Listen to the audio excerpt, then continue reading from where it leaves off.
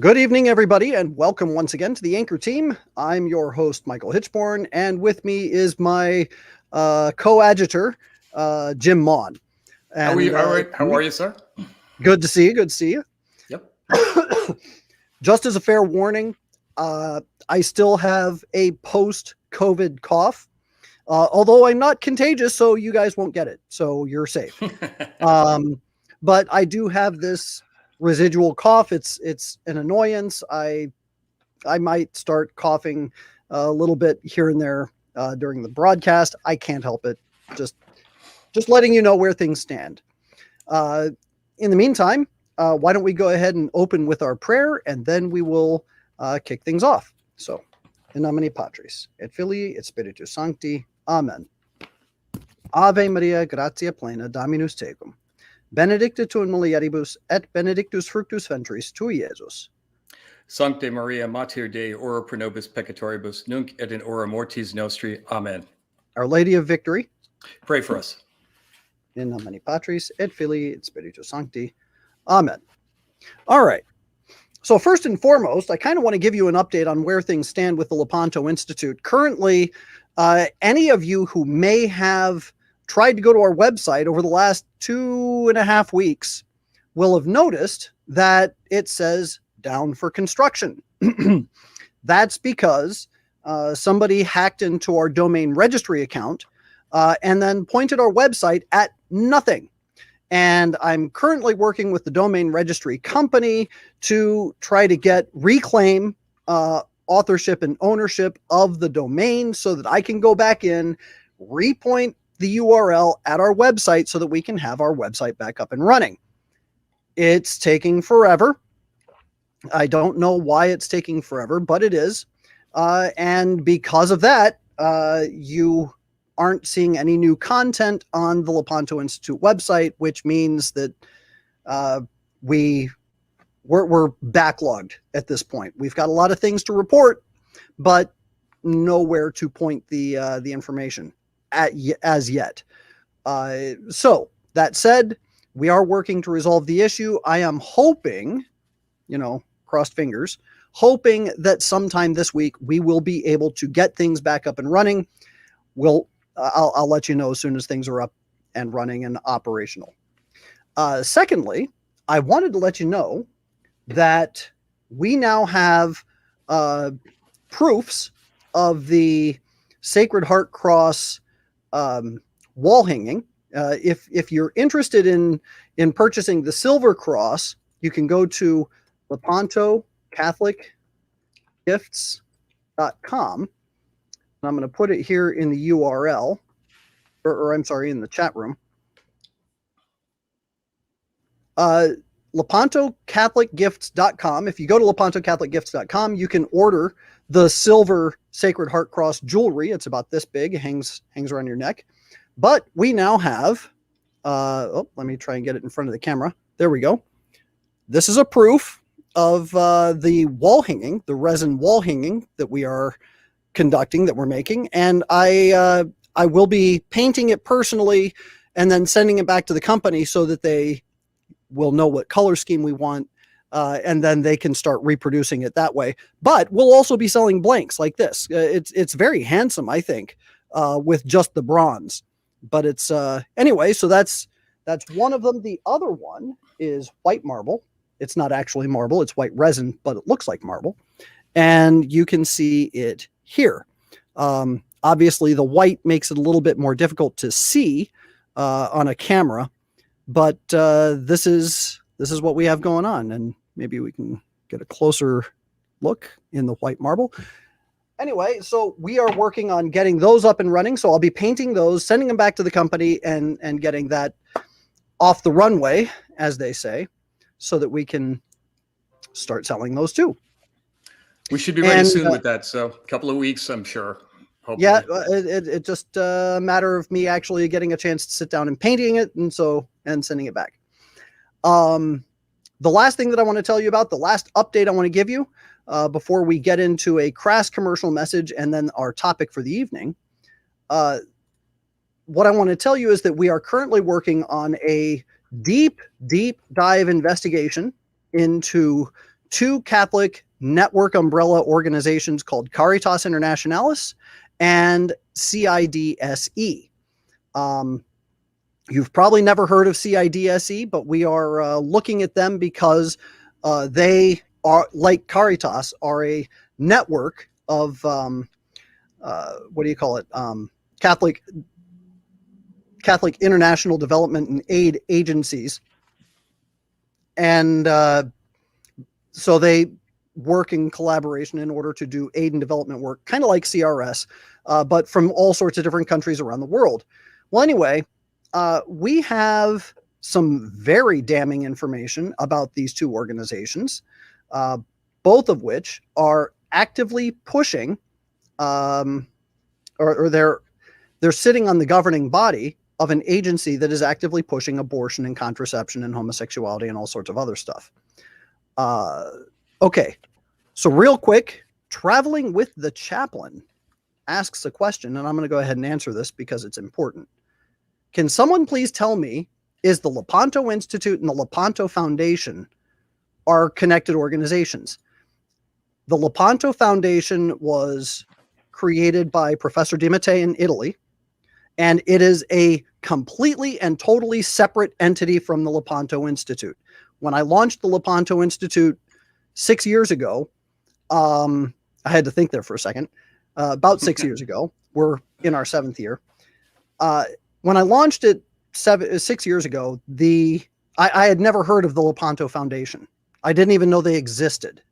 So I chose the name, and it has nothing to do with the Lepanto Foundation. I do know Professor Di Mattei.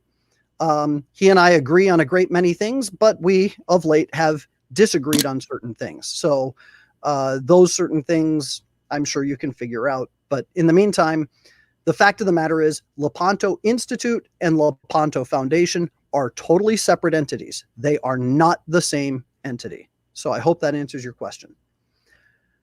Now, crass commercial message, and then we'll get right into our topic. The commercial message is simply this. If you would like to be a member of the Lepanto Institute, the very first thing that I would like you to do, even if you don't want to be a member, click like, click subscribe. Okay, if you click subscribe on YouTube and you get the little bell that comes up, make sure that you click the bell, because then you'll get an update every time we have a new video that comes out. But if you click like and you click subscribe, click a thumbs up or a heart logo or whatever it is, just click those buttons that make sure that you tell the algorithms, hey, I really like this show. And we want it to do well and become more popular, because without those algorithms, I mean, you are the algorithm. So please click like, click subscribe. And if you would like to be a member of the Lepanto Institute, we get together every Friday evening at about this time, and we discuss all sorts of matters pertinent to the church, as well as giving you a little bit of background and inside information as to what we're doing at the Lepanto Institute. It's $15 a month, which is 50 cents a day.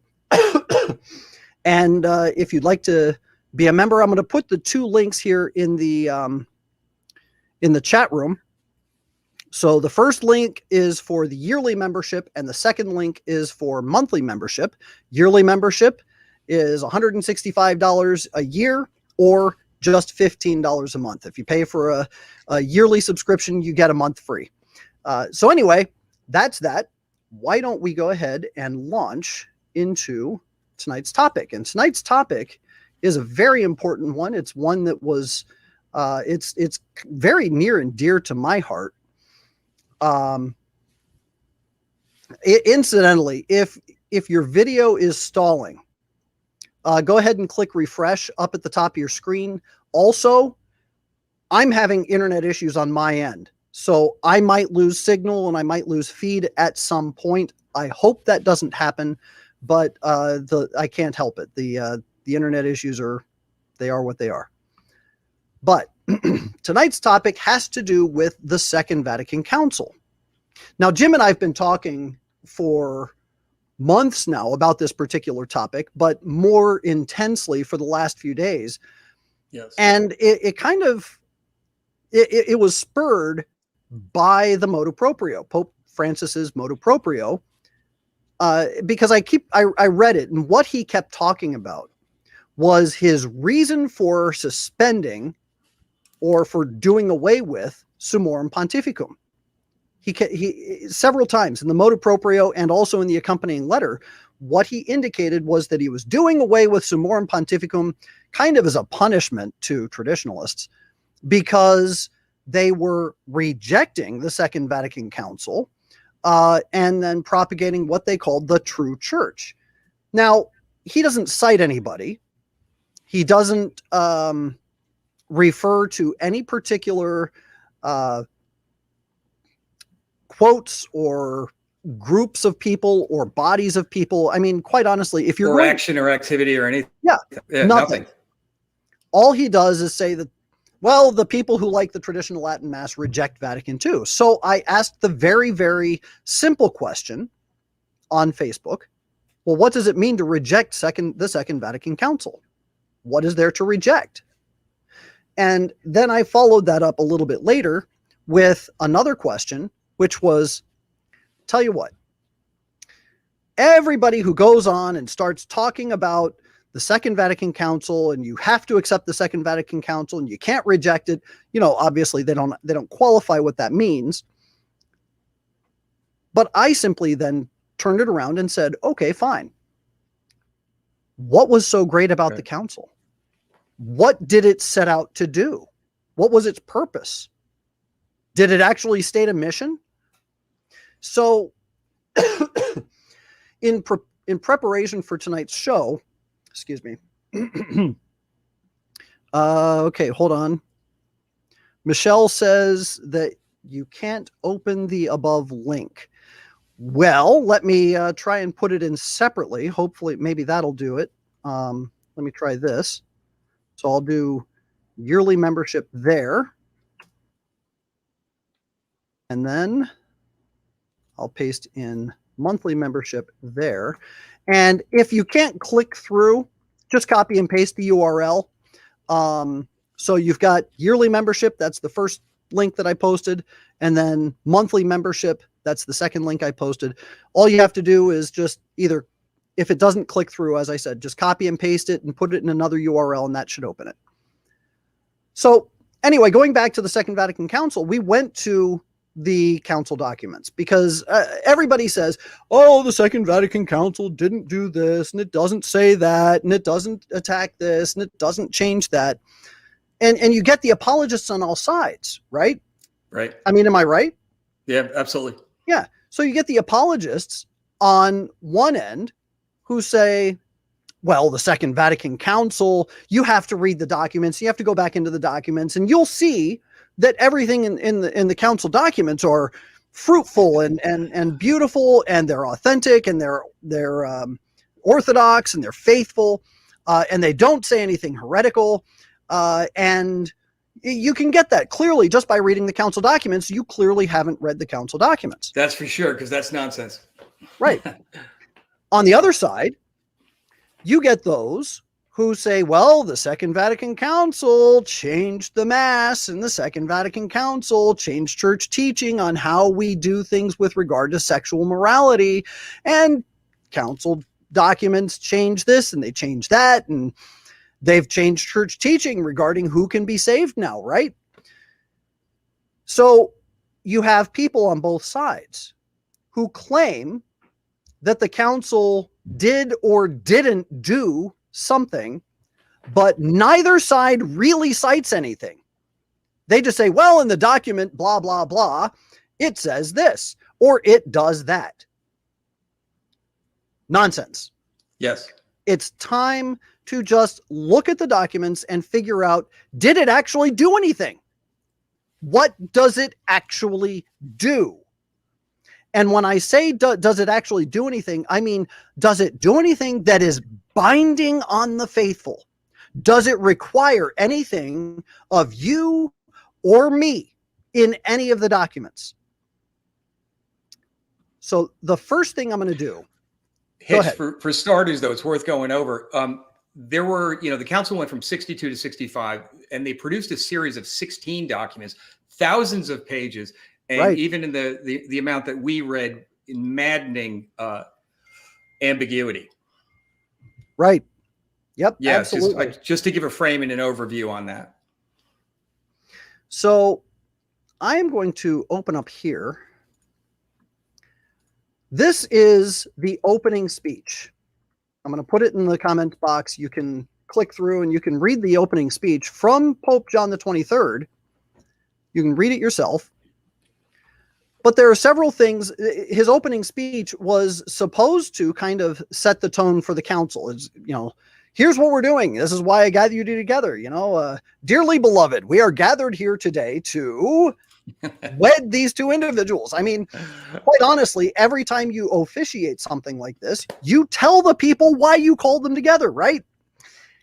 John the 23rd doesn't really do that. I mean, he kind of, sort of in a roundabout way, gets around to suggesting or hinting at the purpose of the council, but not really.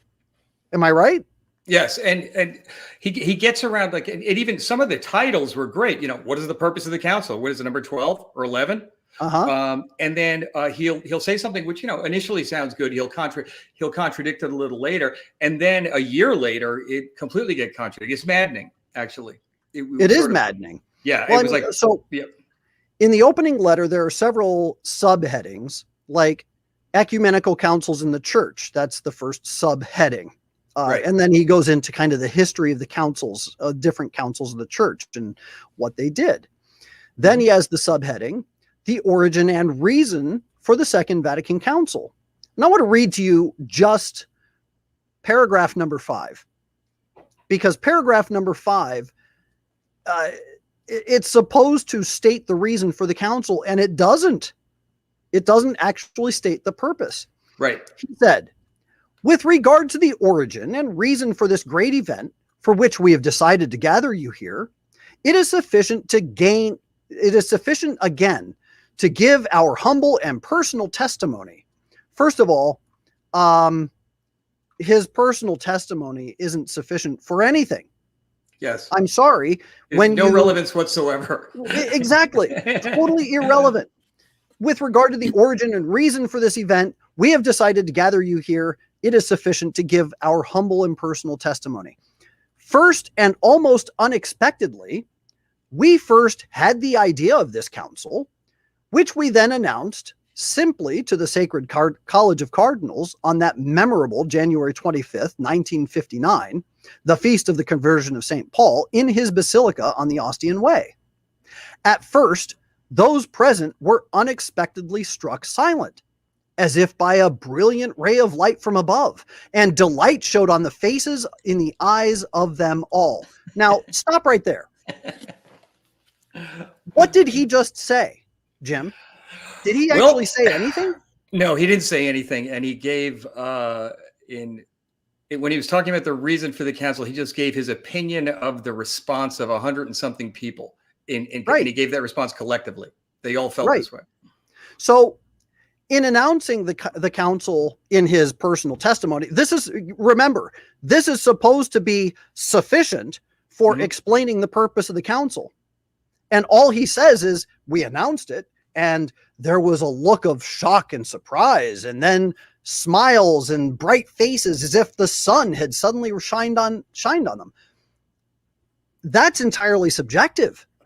As if by a brilliant ray of light from above. Yeah, it's completely subjective. Totally subjective.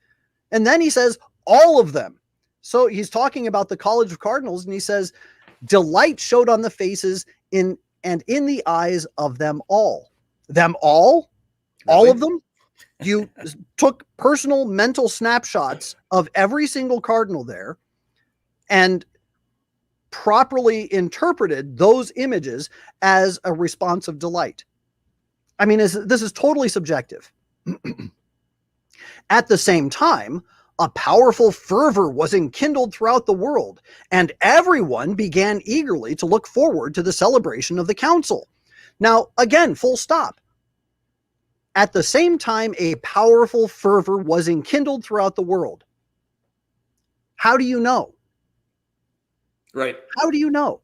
Everyone began eagerly looking forward to the celebration of the council. Everyone? Really? Did you take a poll? Did you And Charles Teachout says a lot of verbal mush. He's Right. absolutely right. Right. This is verbal mush. It doesn't say anything. It also is a very paltry reason for the origin and reason for the Second Vatican Council. He didn't say anything. He didn't give a reason. Also like to point out later on, finish your thought, but as later on, supposed to be addressing this by the council's principal task. So we have the origins, but finish this thought up, please. Yeah, I'm going to finish the thought. So then he says, meanwhile, 3 years have been spent in laborious preparation for the council, during which careful and broad investigations have been made about the state today of the faith, religious practice, and vitality of Christians, and especially Catholics. Now, this is a very interesting statement. Okay. He says, 3 years have been spent in laborious preparation of the council, during which careful and broad investigations have been made about the state today of the faith, religious practice, and vitality of Christians, and especially Catholics. Now, the reason that this is interesting is that those 3 years of preparations had to do with formal schemas for the council that were tossed out. Rufus, Rouxfus says all the schemas of those 3 years were tossed out. That's correct. They were tossed out. I'm going to give everybody a link to Unum Sanctum Catholicum, which has copies of all of those original schemas. Now listen to the titles of these schemas. Right.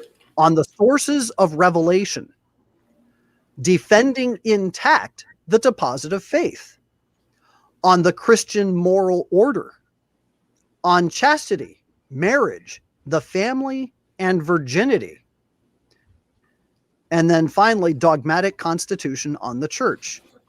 Now, I've read these schemas, and I will tell you, those schemas were excellent. They were fantastic. Cardinal Ottaviani himself very carefully prepared every single one. So, Hitch, how many schemas were there? 5. And so they spent 3 years preparing these schemas. You sent them to me, and I read about. I didn't read them all like you did, but I read a fair amount, and they were beautifully written. So now, and they were clear, right? And they were very clear. Now, those 3 years, what happened? Please. So after those 3 years, what happened is, I'm not entirely sure exactly who it was. There were certain German theologians and a few others that got hold of the schemas, and they said, well, we need to actually put experts in charge of the different areas that we're supposed to address for the council. And so John the 23rd gave his approval for, okay, yes, these experts can go in and start overseeing certain things. And they jettisoned all of those schemas, and they started from scratch. At like the 11th hour. Yes, it was almost the day before, very close to the beginning of the council. So here they set it up, and they do the bait and switch.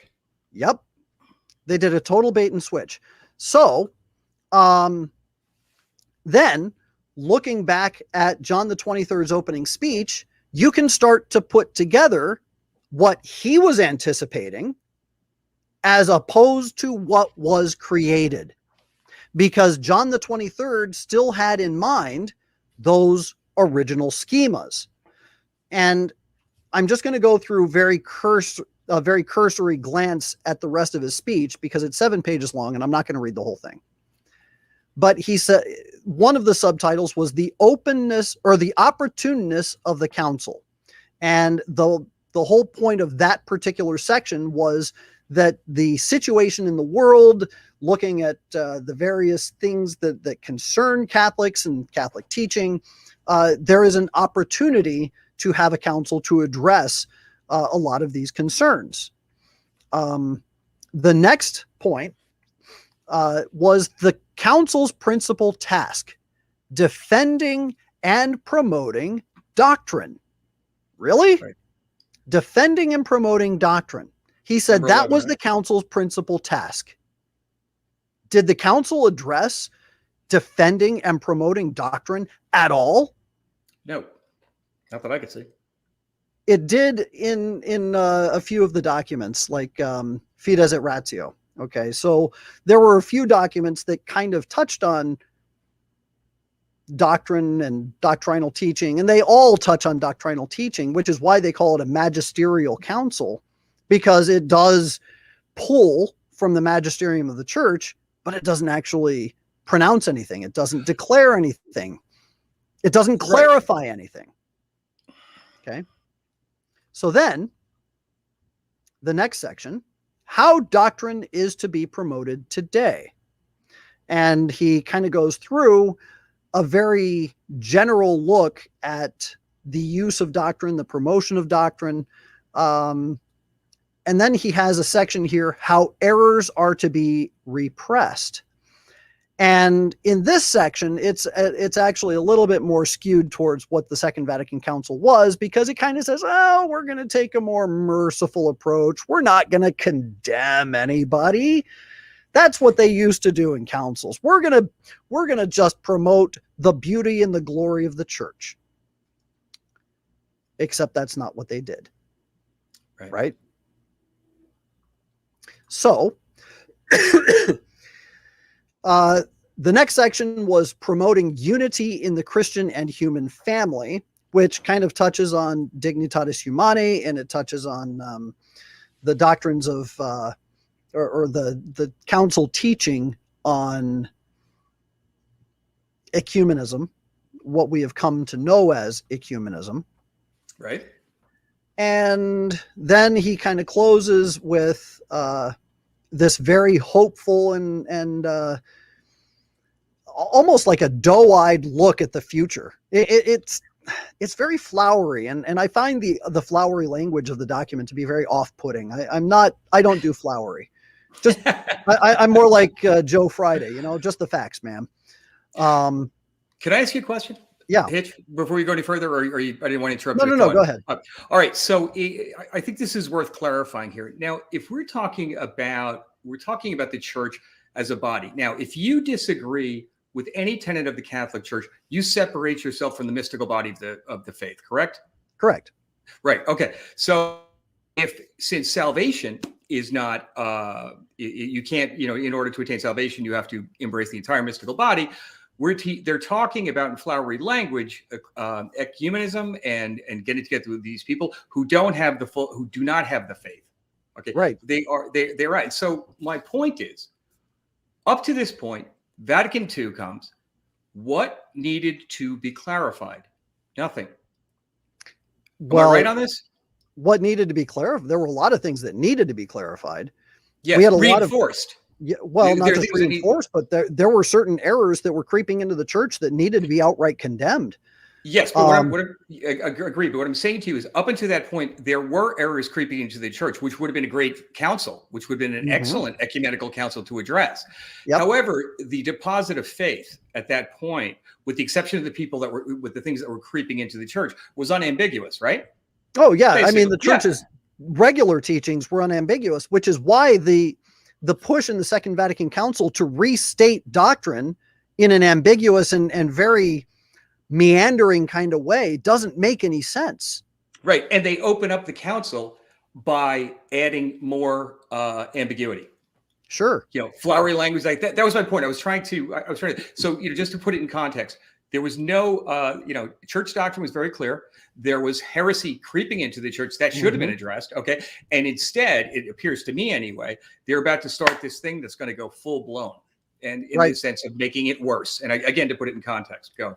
Yep. So it's kind of funny, but when you think about what happened with the Second Vatican Council and how it moved away from those schemas, one of the schemas, or one of the things that John the 23rd had said was the purpose of the council, was to present the doctrines and the teachings of the Catholic Church in its entirety to the world.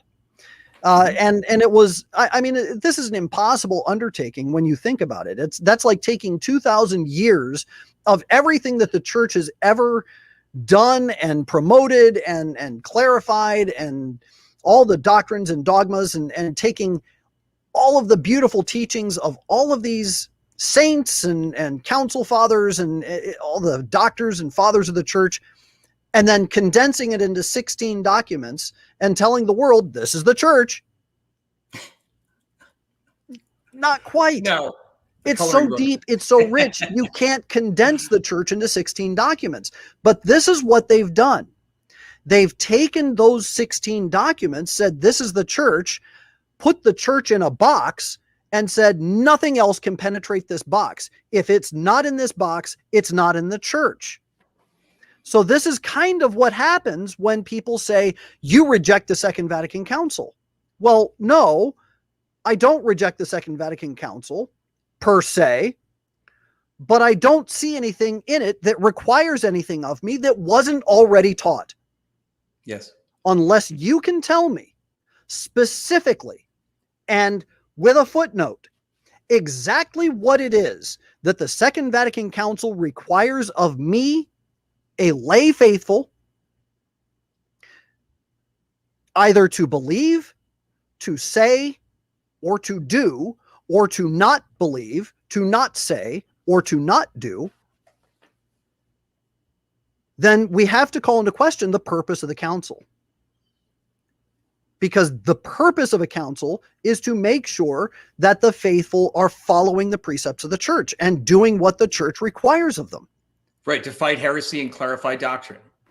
Now, if the Second Vatican Council isn't requiring anything of me, then what is there to reject? Yep. That's my big question. What is there to reject? So then that brings us to, well, what does the council do? I mean, Jim, you compiled a bunch of quotes from people that were promoting the council and saying, oh, this is wonderful, this is great. Sure. What do they say that the council does? Yeah. Anything? Yep. Well, for example, Bishop Robert Barron, the purpose of Vatican II was not to modernize the church. It was to Christify the world. I'm not sure what that means. Modernize the church and Christify the world. Okay. Yeah, no, the purpose of Vatican II was not to modernize the church. Oh. It was to Christify the world, Christify the world. So not to. Yes, not to, right. That was, modernize the church. But to, okay. Okay. Now, but this one to answer your question, I think this is a great one. It was from Thomas Merton, not a great one, but it was very relevant to your point. Christians are now wide open to Asian religions, ready, in the words of Vatican II, to quote, acknowledge, preserve, and promote the spiritual and moral goods found among them. Okay, that was Thomas Merton. Now the point is, right, as you would ask that question, that's a big no-no.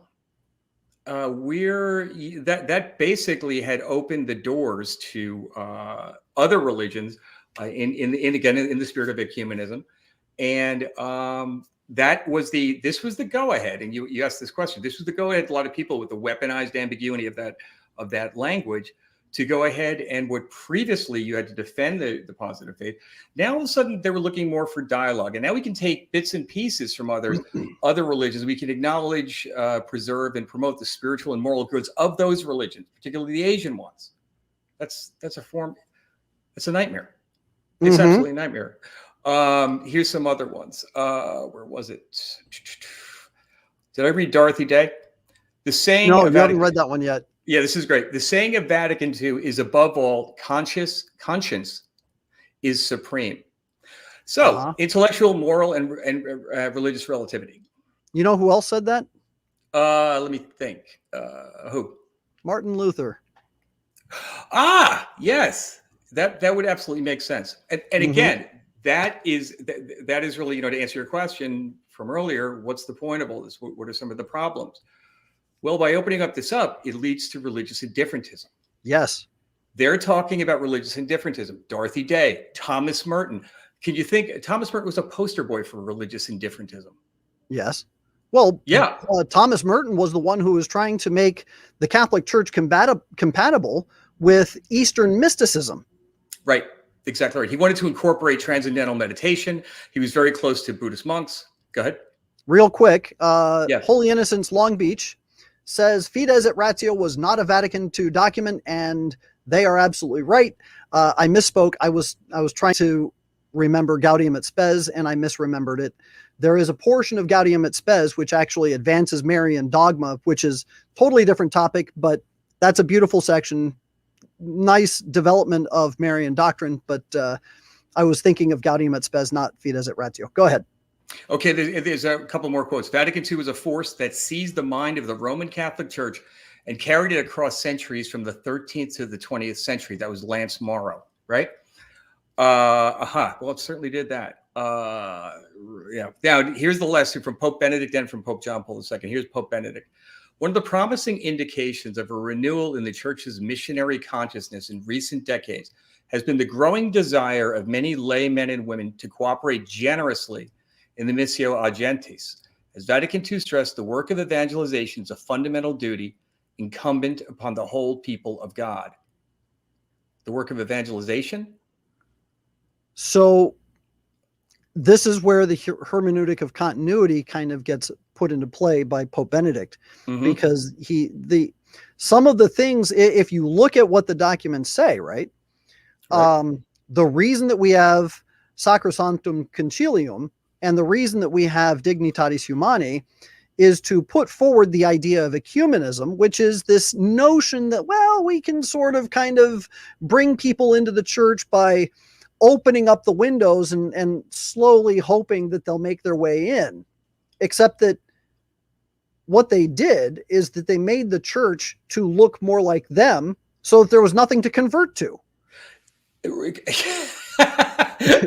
Which, and I got to find this quote, because what you just said is absolutely correct. And I was going to say from Archbishop Bugnini, right? Is that too? Am I jumping ahead too much, or can I read that one? No, go ahead. We must strip from our Catholic prayers and from the Catholic liturgy everything that can be the shadow and the stumbling block for our separated brethren, that is for Protestants. Got it? Yep. I mean, that's what just happened here. You know what I mean? So, and he was the author of the new Mass. Yes, he was. He was the author of the new Mass. He said that the Mass has to be, they have to strip away everything that would be an obstacle to Protestants. So they have to make the Mass look more Protestant, is effectively what he's saying. And I'm going to get into this in just a moment, but what Sacrosanctum Concilium says is very clear about, yes, we are basically going to make the Mass look more like a Protestant prayer service so that it's more acceptable to them. I'm going to get to that in just a second. And the reason that I want to pause just for a moment is that Katie Yee asks, what's wrong with Dorothy Day? And the answer is that Dorothy Day was a socialist all the way to her death. Even though she renounced Russia and she condemned communism per se, everything that she wrote was actually an adulation of things going on in communist Russia, things going on in communist China. The American worker and collectivism. That was her entire focus, her from till the moment she died. Yep. Yeah, there's no question. So yeah, Dorothy Day was a dyed-in-the-wool socialist, and she continued to be a socialist even though she had verbally at least condemned communism. Anyway, not to beleaguer that point too much, but I'm going to interrupt myself for just a moment to just remind you that if you would like to, if you enjoyed tonight's topic and you enjoy what we're talking about, click the like button, click the subscribe button, the love button, whatever the button is that has a thumbs up or a heart symbol that says you enjoy what we're doing, click that. And for $15 a month, you can become a member of the Lepanto Institute's anchor team. Here's the link for yearly membership. It's $165 a year or $15 a month. If you sign up for the yearly membership, you get a month free. Otherwise, it's just $15 a month, which is 50 cents a day. Now, going on to Sacrosanctum Concilium, I do want to hit on this because let me pull up my document. Well, if I could, Hitch, for context, there out of the 16 documents for context, I would say, and correct me if I'm wrong, the two most profound in terms of our discussion tonight had to be Sacrosanctum Concilium, which that was with respect to the Mass, and Dignitatis Humanae, right, which had to do with religious freedom. We're going to go over these, right? But religious freedom had to do, the reason that one was very central was because it totally led to religious indifferentism. Yes, it did. And the second one, Sacrosanctum Concilium, led to a destruction of the Mass. And we'll talk about both of these. But I would say that those two, would you agree? Those two were the most pernicious. Well, they were the most obvious. Were there more? The most obvious, okay. But they were the most that we... This is the low-hanging fruit show. Yeah, right. Yeah, we have an hour to talk about this monstrously, like a complicated topic. But for the purposes of our show, we're going to focus on those two. Yep. Cool. So the first thing that I excuse me, I'll tell you what, I'm going to go into Sacrosanctum Concilium, and then I'm going to hack up a lung while you talk about the other.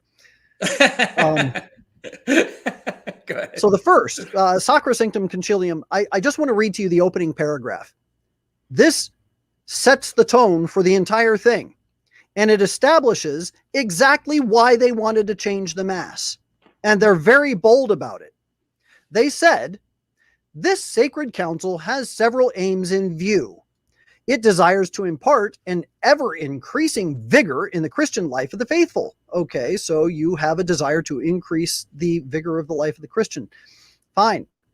Great. To adapt more suitably to the needs of our own times, those institutions which are subject to change. So, in other words, there are certain things that we're allowed to change, and because we have a changing society with changing technologies and changing cultural standards and norms, those things that we're allowed to change, we're just going to go ahead and change them, just for the sake of change, just to keep up with the times, which is actually part of the condemned modernist heresy, by the way. That's a totally separate issue. Goes on.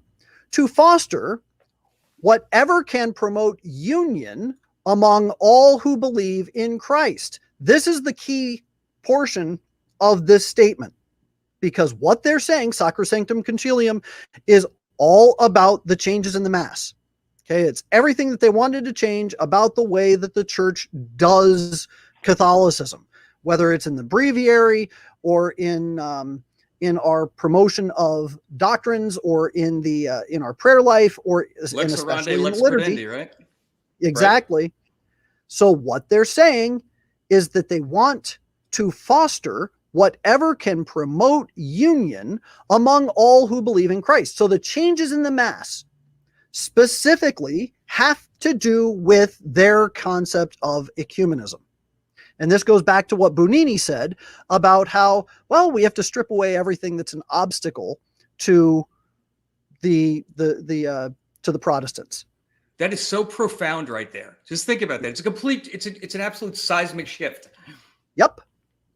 Because the fact of the matter is, the sacrifice of the Mass is not an obstacle. No. Not per se. Now, in Scripture, what we hear is the cornerstone rejected by the builders. And what does that mean? Cornerstone and rejected. Those two words together in Scripture indicate the very identity and nature of what is called scandal. This is why St. Paul can say that Christ was a scandal to the Jews.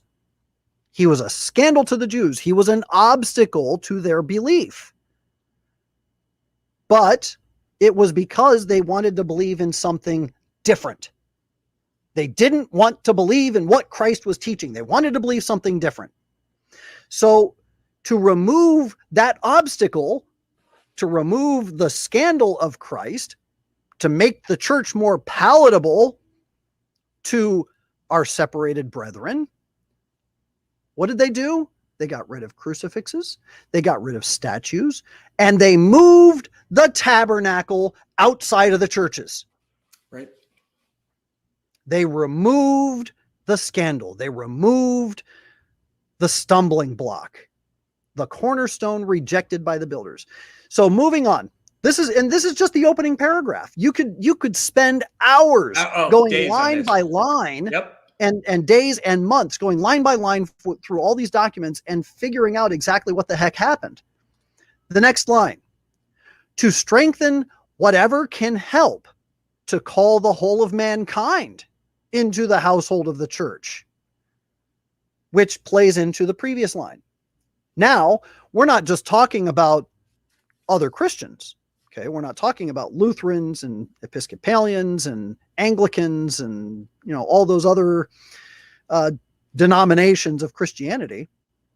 Now we're talking about changing the Mass in order to draw in pagans, atheists, Yeah, hedonists. that's right. Okay, so they want to change it so that it's more culturally relevant. And what did you have going on in the 60s? Da, da, da, da, da, da, da. Father Guitar Strummer, Right. And then it ends, this paragraph ends like this. The council therefore sees particularly cogent reasons for undertaking the reform and promotion of the liturgy. So all of this is why they want to change the Mass. And it has to do with making the Mass more palatable to pagans, to non-Christian or non-Catholics, non-Christians, anybody who's basically not Catholic. And how'd that work out? Yeah, exactly. How did that work out? If you read paragraph 4, it says this: lastly, in faithful obedience to tradition. Really? In obedience to tradition? Okay. The Sacred Council declares that Holy Mother Church holds all lawfully acknowledged rights to be of equal right and dignity. Okay, that's fine. That she wishes to preserve them in the future and to foster them in every way. Great. The Council also desires that where necessary, the rights be revised carefully in light of sound tradition, and that they be given new vigor to meet the circumstances and needs of modern times. Now, wait a minute. First of all, you said that the church wishes to preserve all of the different rights of the church in accord with tradition. And then you followed that up by saying, but the council wants to carefully revise these things where in order to meet the circumstances and needs of modern times. Circumstances and needs. Well, since when does a time have a need? Times don't have needs. People have needs. Souls have needs. Times don't need anything. A time is just what it is. What's more is that our beliefs and our practices of our beliefs don't change with the times. They don't change with the different circumstances of the world. So they wanted to make the church more That's the definition like of modernism, the world. right? That's the definition of modernism. Yes, it is. Yes, it is. It's the very definition of modernism. And there's a lot more out of this document that I could go into, but I'm not going to because it would take forever. Right. But those 2 lines I thought were the most cogent and the most important to point out because they established what the purpose of the council was. And then I come back to my initial question. Is it binding on me? So you want to change the Mass. You want to change the way you pray.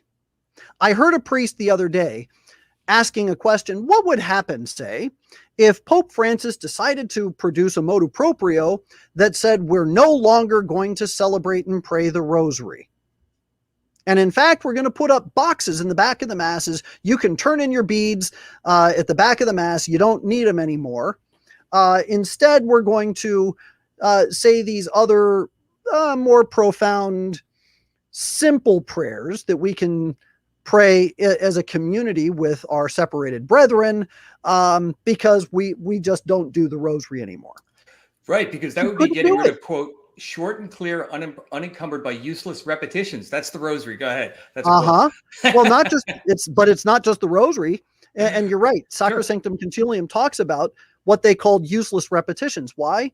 Because in the Mass, the priest blesses the host 5 times. Mm-hmm. There's a reason for it, but they don't ever address the reasons. In fact, I'm glad you brought that up because I do want to mention this portion of it. I thought this portion was particularly pernicious. Let me do this. So here we go. The rites should be distinguished by a noble simplicity. They should be short, clear, and unencumbered by useless repetitions. They should be within the people's powers of comprehension and normally should not require much explanation. Yes. Later on, it then talks about the primacy of Latin, the use of Latin in the Mass, while then saying, but we're going to give permission for the vernacular because, well, the vernacular is more comprehensive or comprehensible to the people, and it gets more active participation in the Mass. Let's remember that they started printing missals for lay people in the 1910s, and those missals that people could take with them into Mass had translations from the Latin to the English, so they already had the translations. It was easy to follow. It was easy to follow. Yeah. If any of you have had those little red missalettes to follow along in a Tridentine Mass, and you've never been to a Tridentine Mass before, you can follow along exactly where you are in the Mass. You've got the little pictures that show you, okay, this is where we're ringing the bells. This is where the priest is doing this. This is where the priest is doing this. They moved the gospel and they moved the book over. Right. But they also have explanations as to why they do those things. It's been really helpful, and I never got lost because of it. It was fantastic. So they started printing these missalettes well before the Second Vatican Council. Absolutely. And they had the translations in the missalettes. People knew and understood what was taking place in the Mass. But the Second Vatican Council makes this declaration. They don't really know what's going on. They're not really participating. How do you know? Who are you talking to? It reminds me of voter registration, the soft bigotry of under expectation. What's that quote? You know, do you know what I mean? Right, yeah, it's like, it reminds me of that. It's crazy because I told you, Hitch, just a quick side story. The first time I went to Latin Mass, I read the Red Missal and I went, this is fascinating. And I read, prayers are absolutely beautiful. You saw how involved it was. I went back and did further research. Go ahead. But it was simple to follow. Go ahead, please. Right. So in any event, the Sacrosanctum Concilium made all kinds of concessions and wanted to change this and wanted to change that. And then they said that these changes were necessary, but then they don't really explain why. They just say, well, we needed to change this, or we need to change that, or clearly this has to go. Yeah. Why? What are you citing here in order to substantiate your claim? Because my grandparents, who lived before the Second Vatican Council, and my mother, who lived about 15 years before the council, so she was aware of certain things, but not necessarily understanding of the distinction maybe at that time.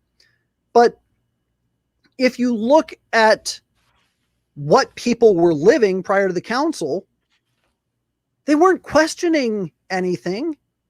But it was innovators, it was priests, it was bishops who were already attaining higher levels in the episcopacy and in the clergy that were imposing changes. They were saying, you know what, the church has done this for a long time, but we want to make it a little bit more palatable to you guys. So we're going to try this.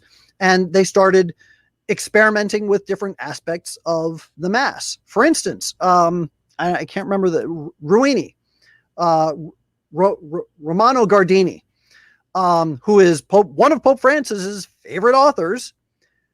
He wrote in one of his books about how prior to the council, he had been experimenting by turning the table around so that he was facing the people saying Mass. He was having people process up to the altar with the gifts, you know, the hosts and the wine. So he was doing this in the 1940s and the 1950s. And he was one of the innovators. The people didn't call for this.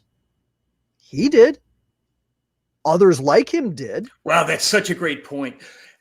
I read that over and over again. It was people like him, Bunini. It was a very small minority that actually enacted, and they had an incredible influence on all this. Right. And then, of course, the talking points that we hear now from people today who said, well, you know, people didn't really understand the Mass, and so they had to change it, even though it's been the same for 500 years and no one complained about it all the way up until now. Yeah, that's not true. It's not true. It's not true. It's a completely and totally unsubstantiated claim. We had to change this. We had to change that. Now it's a lot more participatory and people understand it better and blah, blah, blah. No, it wasn't. This was a work of innovators, and they were experimenting and they were monkeying with the Mass before they were even allowed to. And that's part of the problem. Now, one last section I want to point to, and then I'm going to let you jump into your topic because I keep prolonging this, but man, there's so much to cover. Yeah, there really is a lot to cover. I know. I understand you. I understand completely. Go ahead, Hitch. You mean you want me to cover Dignitatis Humanae when you're done? Yes. Okay, great. Go ahead. So what I'm going to go into here in this portion, norms for adapting the liturgy to the culture and traditions of peoples. Yes. Now this whole section, yeah. Well, this whole We section needed that. is yeah. Well, what does it sound like? Sound like I don't know, something Pachamama, perhaps? Yeah, exactly. I don't know. Help me out here. So what it says, even in the liturgy, the church has no wish to impose a rigid uniformity. Rigid, there's that word. Impose a rigid uniformity in matters which do not implicate the faith or the good of the whole community. Now, wait a minute. Time out here. Just listen to this line and put it in the context of Pope Francis's motu proprio. The church has no wish to impose a rigid uniformity. Oh, wait. You traditionalist Catholics, you're not in uniformity with what we want. It's the only time he has taken that stance. Yes. You could walk in with a parakeet. The priest could walk in with a parakeet on his shoulder, and that would have been viewed as novel and artistic and good. Sure. But God forbid. The church has no wish to impose a rigid uniformity in matters which do not implicate the faith or the good of the whole community. Rather, does she respect and foster the genius and talents of the various races and peoples? Anything in these people's way of life which is not indissolubly bound up with superstition and error, she studies with sympathy and, if possible, preserves intact. So yes and no. I mean that in a certain respect, yes, it's okay to maintain customs and various cultural norms that are not an offense to the church's moral and theological teachings. That's fine. But then it says, sometimes, in fact, she admits such things into the liturgy itself, so long as they harmonize with its true and authentic spirit. And then they go through and they say, so what we're going to do is make it permissible for people to, or for regions to start incorporating cultural norms into the liturgy. So what happens when you have a dancing culture in, say, part of Africa? Well, we're going to incorporate liturgical dancing into the church. And what happens when you have a culture that says, hey, we really like guitars and bongo drums? Well, even though we've said in this document that pipe organs really do have the primacy of what the church does, because we've made this permission for a cultural change, and now all of a sudden you can have bongo drums and guitars because your culture says it's okay. Yep. So they wrote into this document the permissions for all of the false changes that were made later on. And Pope Paul VI blessed it, said you can do that. John Paul II, what did he do? He participated in a couple of different odd ceremonies where a shaman blessed him, put a blessing on his forehead or whatever. Pope Francis has participated in these weird shamanic ceremonies. Even Pope Benedict, whom I really like and admire, also has participated in these weird ceremonies. Yeah. So a lot of this is supposed to be a way of drawing them in, but instead what they're doing is that they are allowing themselves to participate in the things of the world instead of drawing them up. It's, you know what happens when, or what they teach you when you're studying to be a lifeguard? What's the first thing they teach you, Jim? I don't know. It's never if someone's drowning, what do you do? Oh, you go get them, but you don't let them drag you down. you throw something to them. Oh, okay, gotcha. I was never. You use a stick, you use a life support, or life ring or whatever. Yeah. But you don't jump in to get them unless it's the very last thing to do. Why? Because they will, in their panic, drag you down and drown you. Good point. So what the Second Vatican Council is telling us is, hey, the water's great. All of those people are drowning, so everybody dive in and go get them. So now all these people from the Catholic Church go in and they start drowning along with the people that are drowning already. They're not sending out lifelines. They're jumping in and drowning. So the Second Vatican Council, what did it do? Did it require anything of me? Does any of this require anything of me? And the answer is no. No. Sacrosanctum Concilium said we can change certain things in the Mass, and we intend to. But at the end of the day, those changes are not binding on me. They are not. Now, does the council have the right to make certain changes? Okay, yes, because councils do have a right to make changes. Does it have a right to bind those changes on me? And the answer is no. The answer is no.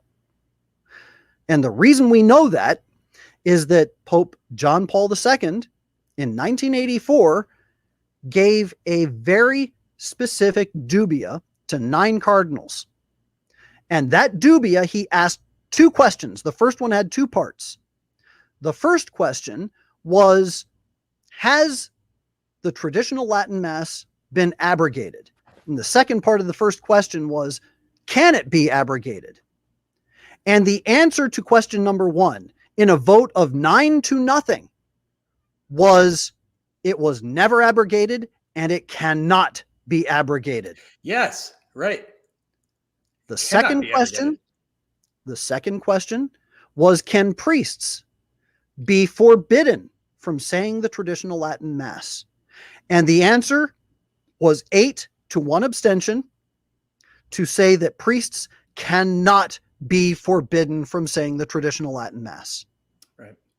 So we know for a fact that the council did not and cannot bind their liturgical changes on me.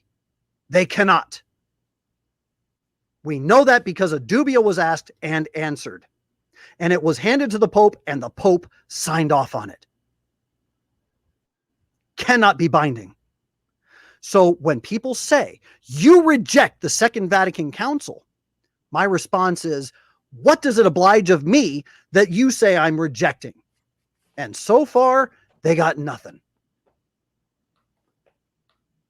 So, Jim. Yep. You're going to go into Dignitatis Humanae.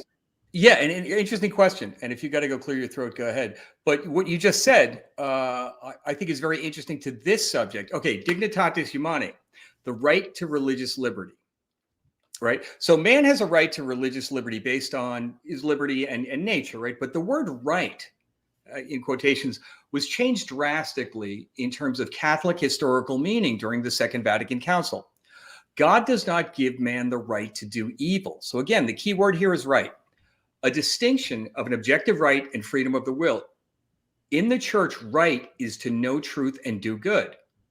There is no right to practice false religions. We tolerate that, right? And again, I am separating the concept of civil right and free will, but right, man has a right and a will to choose evil, but he does not have the right. Many countries, particularly throughout Europe and all point to Dignitatis Humanae to get rid of any resemblance of being a Catholic nation. They actually used this to kind of move away from it. And it was a green light to embrace separation of the state from Christ. Remember, Western civilization, Europe was Catholic. A complete embrace of divorcing faith and reason. This is where you really see, in short, I think this by this document, Freemasonry, and that we see culminated recently to the, like if you follow my logic, it really started here, and I think it really took off. And again, we always go to the Pachamama, but so we ask the question: if man has a right to worship as he sees fit, right? Does he have that right? The church is no longer, if this in fact is the case, the church is no longer required to do missionary work, because this is the very definition of religious indifferentism. That's what this is all about. Yeah, go ahead. I'm going to call timeout. Yeah. So read that line again, real quick, about man having a right to worship as he sees fit. Oh, well, it was a question. Does man have the right to worship as he sees fit? Right? Right. Okay. Yeah. Why were we getting that? Because I was going to ask you if it actually talks about that in Dignitatis Humani. Actually, no, because they switch. In other words, they don't really address. They don't answer the question, do they? They don't answer the question, and they don't Mm-mm. really address the word, the correct or Catholic use of the word right. Yep. R-I-G-H-T, Mm-hmm. So which is very interesting to me, because again, I didn't read the whole document, but I kind of cut through it. And so the church no longer is required to do missionary work. Now, this is what this says. All paths, if good intentions, basically lead to salvation. So why bother? That's where we're at, by the way. It all, fast forward. So I think worth pointing out, since there can be no, and I think I mentioned this earlier, but since there can be no partial communion with church, right, with church doctrine, whatever you are, if you have to agree to all the tenets of the faith to be fully Catholic and with the mystical body. So since there's no partial communion, there can be no partial salvation, right? So Right. This document effectively denies the kingship of Christ. Viva Christ Rey. Think about that, right? In that sense. Whereas we are all obliged to follow the one true faith, and ultimately, Christ is our King, both on heaven and in earth. So this violates religious liberty. Now, they have confused religious liberty with the right to be free from coercion. There's a big difference here, and I think they missed this distinction. The church Mm-hmm. has stated one must accept Christ without coercion. St. Augustine wrote about this, very extensively. But freedom from coercion is not the same as freedom from religion. I have a right to practice Catholicism. I have a right not to be coerced into Catholicism, but I do not have a right to practice a non-Catholic religion. I don't have that right. That's right. And that's not a minor point. Now, think that juxtaposition of Dignitatis Humani, where we're bringing everybody in. And again, this is leading to religious indifference. It was really kind of crazy. And I tell you, Leo the 13th, I don't have the exact quote, said something which was, I just thought was so prescient. But he said, we are always talking about man's rights. What about God's rights, right? And I think that was a great point. So religious liberty, as put here, leads to religious indifferentism. Now, since there's no salvation outside the church, this was upended during this, with this document effectively.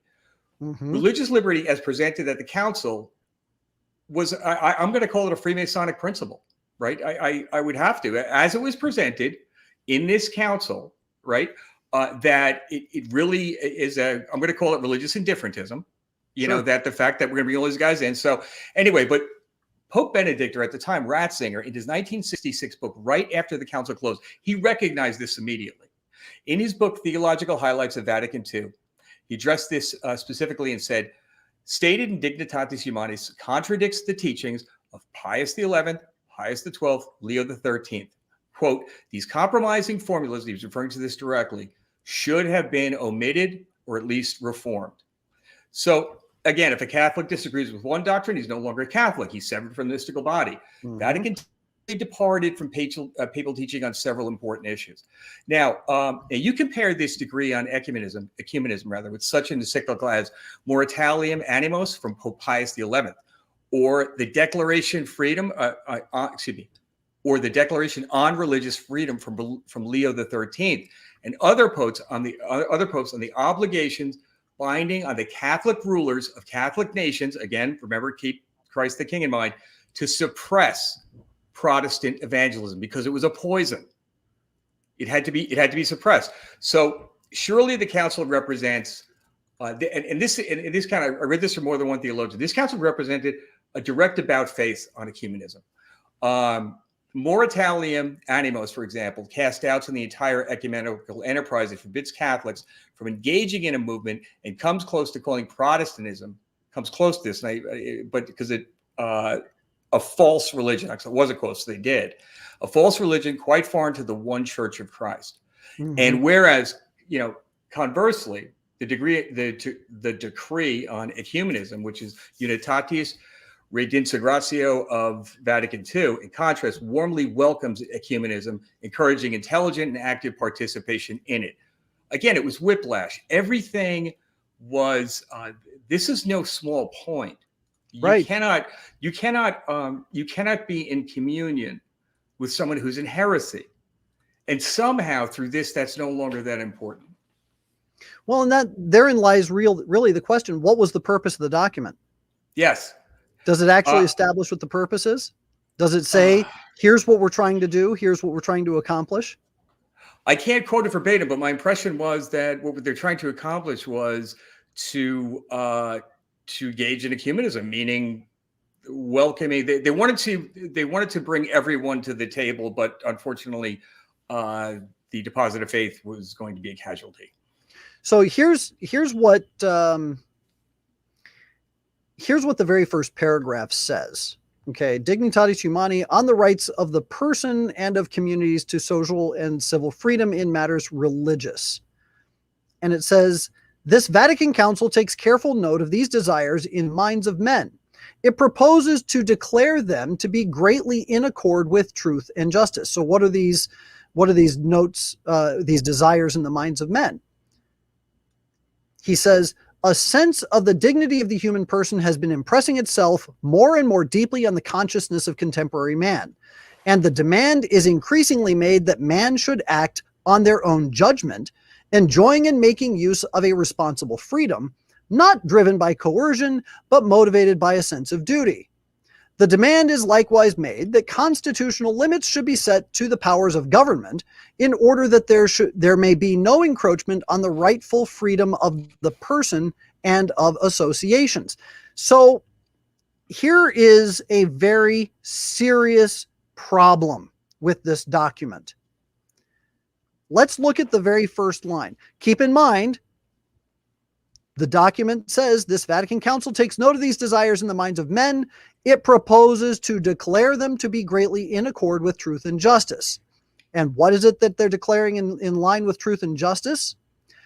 That the human person has been impressing upon itself more and more deeply on the consciousness of contemporary man, and the demand is increasingly made that man should act on their own judgment, enjoying and making use of a responsible freedom, not driven by coercion, but motivated by a sense of duty. Does this apply to Satanists? It's an honest question. It is an honest question. I see your point. Does this apply to Satanists? And if the answer is no, then governments do have a right to impose restrictions on the practice of religion. Yes. Which would make the USCCB's argument against things like abortion and freedom of religion stupid, if I'm following your logic. It also points out the illogic of the document itself. They want to establish that there is a right or that man should not be coerced to not practice religion according to his own sense of duty and his own sense of, intuitiveness and goodness and whatever. And the reason that we can make this argument is that the Church of Satan of the United States is making that argument for us, because they are going out into the world and they are suing to maintain abortion as a right because it is a part of their religious belief. That was right. Exactly. Okay. Yeah. So now Dignitatis Humanae has to apply to them. It must apply to them. That's right. If it does not, then it is not an absolute document, and therefore it is no document at all. That was my point earlier about the bishops making that argument about, freedom of expression with the religion. Right. In other words, then all of a sudden, okay, well, if you're going to argue freedom of religion, then where does that end? Freedom of all religion. All the way through. Yep. And the Church of Satan, I believe, is actually a legitimate 501c3, I think. They are registered as a religion in the United States. So are you? I think that's a very valid point you bring up, Hitch. 100%. So, we have to ask this question. You have to, at some point, it seems like a reduction to the absurd. Right. But we are seeing it in practice. So it's not a reduction to the absurd. It's happening. The reduction to the absurd is a logical fallacy. But when it becomes an actual practice, then you have to take the document and apply it to the practice and say, does this play out. And unless Dignitatis Humanae places restrictions on what one is able to believe, which it does not, then it has to be taken as an absolute statement. And the absolute statement is that individuals have a right to practice their expression of worship in a particular way in accordance with their own dignity and blah, blah, blah, all the other words that they're using. Sure. So the reduction then has to be, well, does that apply to Satanists? And if it does not, right, then your document doesn't apply to anybody.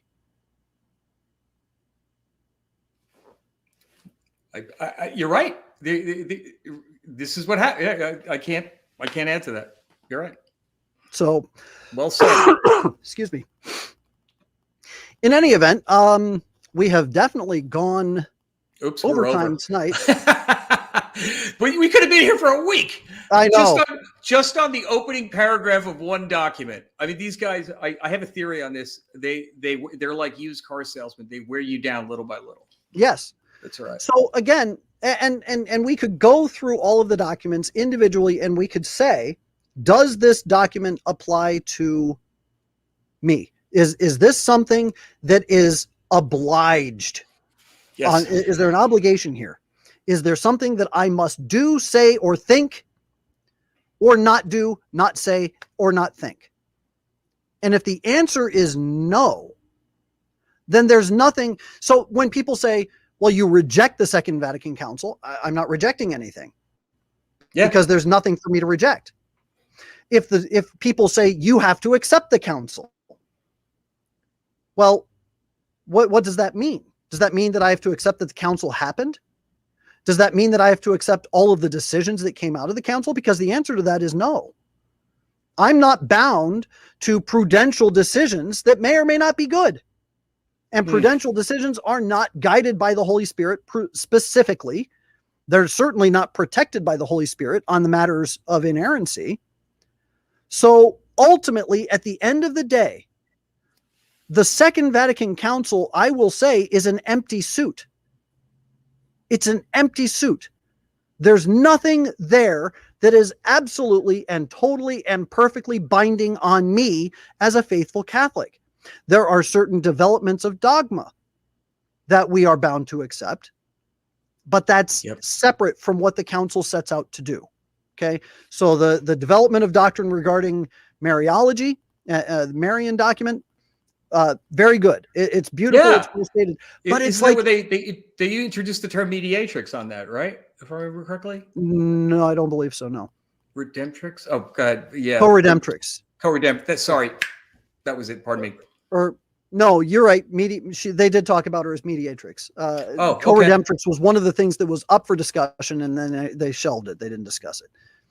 Yes, but that was beautiful. But the thing is that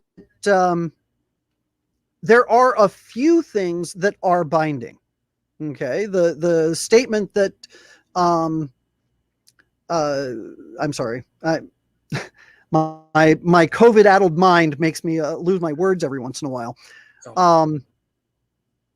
I had a statement I was going to say, and I can't remember it now. I do it all the time. Hitch, you get used to it. Yeah, but I'm not old. Oh, excuse me. You got a tissue? I'm bleeding. Oh, yeah. Shots fired.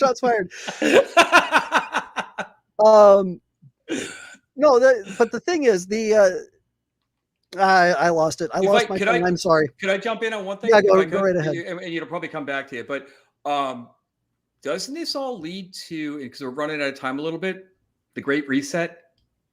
It does, to a certain extent. To a certain extent. But what I'm saying is, all of these forces that have been in place since Vatican, and I'll put it at Vatican II, they need the legitimacy and the universality, to use your word, of the Catholic faith.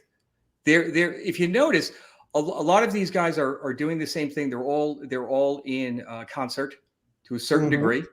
Just look at the relationship with China, the relationship that many of these people have with European governments who are on board with things like the Great Reset, the environmental position on the Vatican, right? All of these things, right?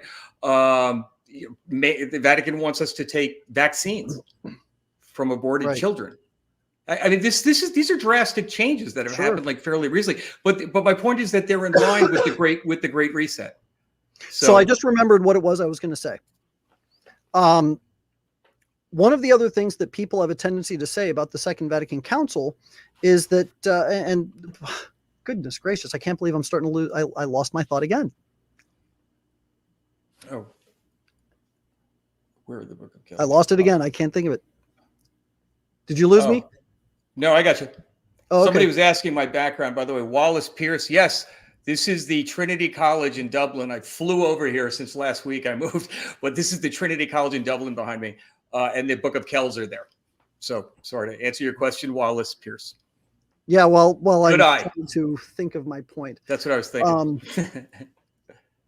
No, and here's the thing. We are definitely seeing the Second Vatican Council, or at least the effects of it, playing out today. And that was the point I was going to bring up. Because a lot of people say, you can't talk about the decline in belief and the decline in practice of the faith and the decline in priestly vocations and the decline in all the different religious life, the lay religious and brothers and sisters and things like that. You can't put that on the council because that's a post hoc ergo propter hoc argument. So they're said post hoc ergo propter hoc basically means this happened, this thing happened, and then this thing happened. Therefore, the first thing caused the second thing. So an example would be the sun rose, the rooster crowed, the rooster caused the sun to rise. Got it. Okay. Good, so that's a post hoc ergo propter hoc. And so people say, well, just because these two, another way of putting it is correlation does not imply causality. Just because two things are correlated doesn't mean that one caused the other. And that's true to an extent. But if you can take something and look at cause and effect, because we can still test cause and effect. What's happening in the traditional communities is they're growing.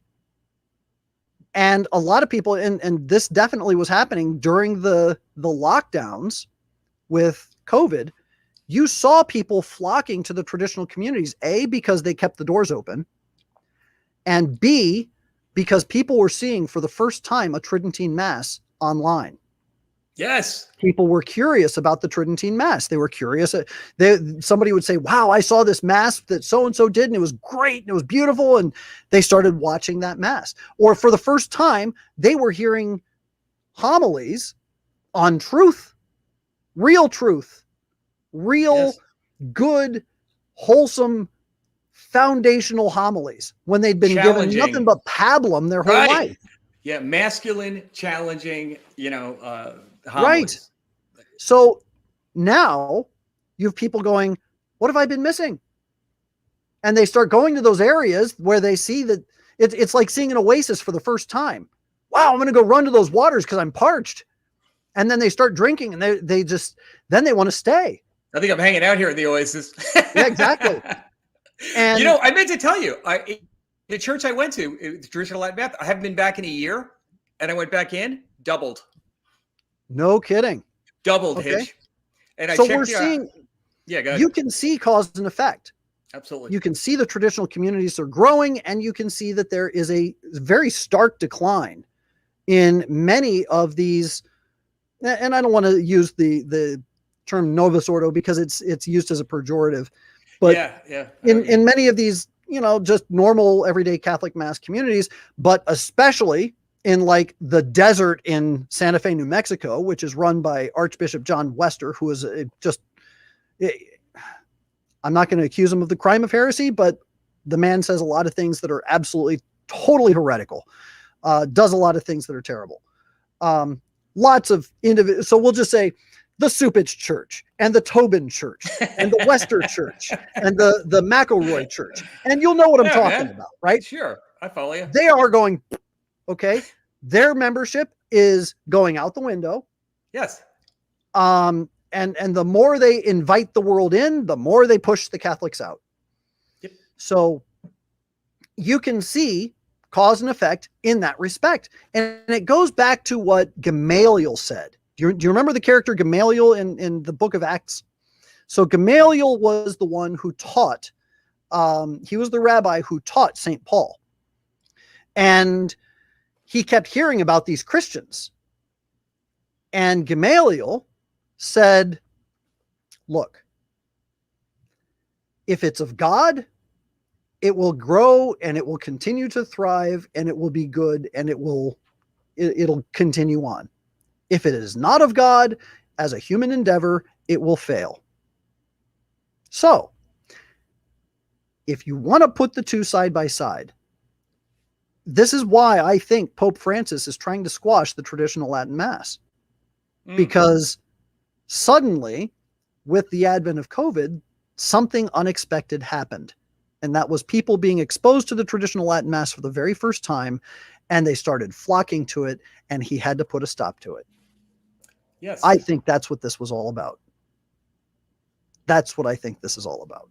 I think that's very reasonable. And by the way, explosive growth across the board. Guys like Father Altman, his parish. Our parish is growing. Yep, our parish is growing. By leaps and bounds. I just saw it. I came back, had a perfect snapshot, doubled. Yep. So, all right. Going back to our original question before we sign off, what was so great about the Second Vatican Council?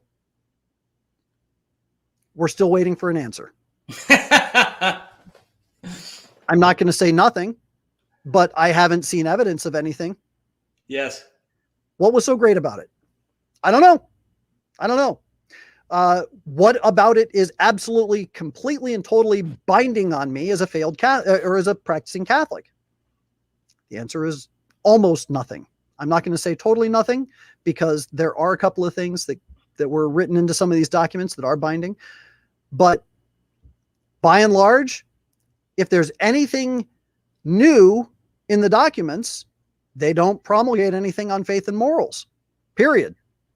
Yeah. Okay.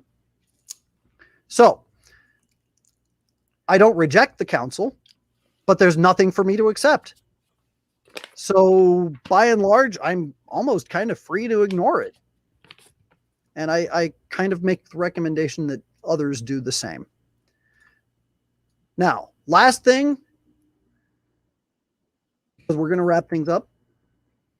If you enjoy this conversation, the very first thing I want you to do is smash that like button, smash the love button, whether it's the heart or the thumbs up or something else. Just go ahead and hit that button. Let the algorithms know you really like what we're talking about. You want people to see it. You want this to grow and spread.